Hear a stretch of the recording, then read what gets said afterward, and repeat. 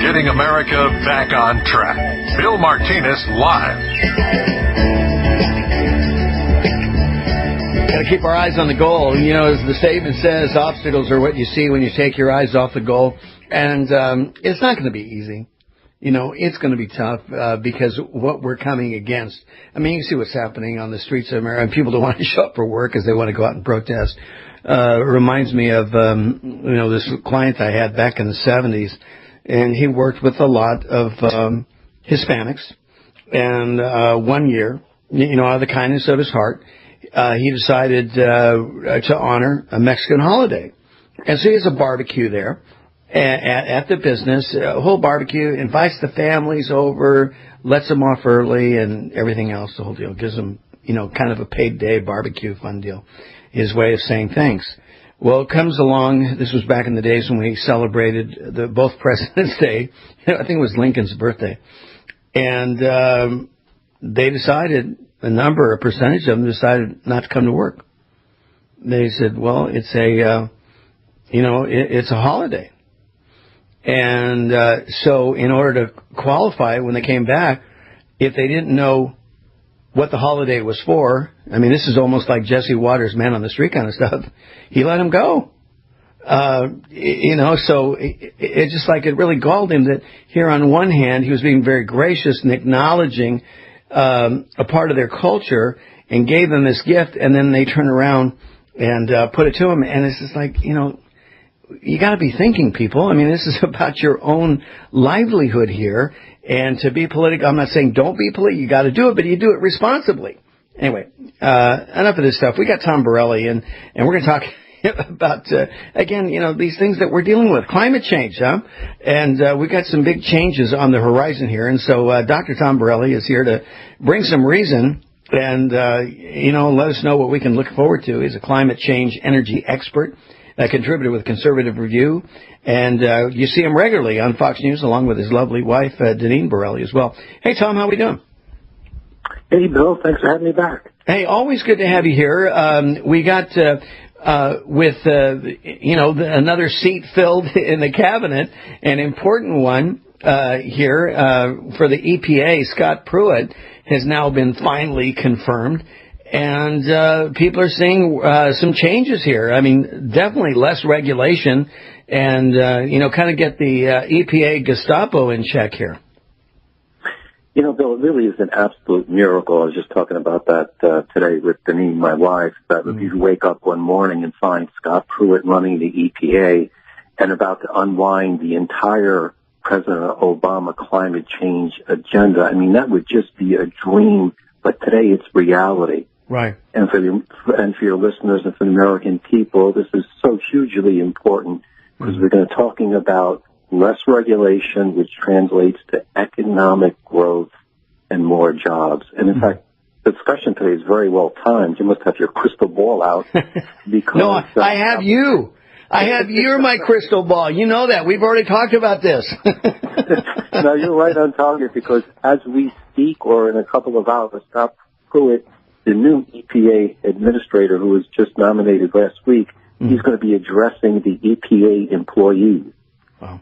So fasten your seatbelts for that discussion. Yeah. Well, you see, and this is what we're talking about, this sentiment, Tom, that's been going around here in this government. You've got people coming in that are totally antithetical. I mean, for the last 8 years, they've had their way with the bureaucracy. It was all about them. The EPA wielded a mighty stick, and they were not reticent to use it. I would really celebrate. I mean, I'm celebrating Scott Pruitt's, confirmation. That is awesome. I'd really celebrate him if he could reclaim some of that wasted money that the administration used, our money and how it was wasted. I've often used the analogy that it was as if, Barack Obama and Joe Biden were, Don Quixote and Sancho Pancho fighting windmills with this EPA thing. I mean, we spent so much money and, what do we have to show for it? Well, the most important thing is it's like anything else in life. You have to learn from the past and project to the future. Mm-hmm. And, the future today under President Trump is that the EPA is going to be a lot of the regulations that were issued over the past 8 years are going to be unwound and undone. Yeah. And one of the first ones, I think, in today's Washington Post, they're talking about Trump's going to issue an executive order to unwind EPA's Clean Power Plan rule.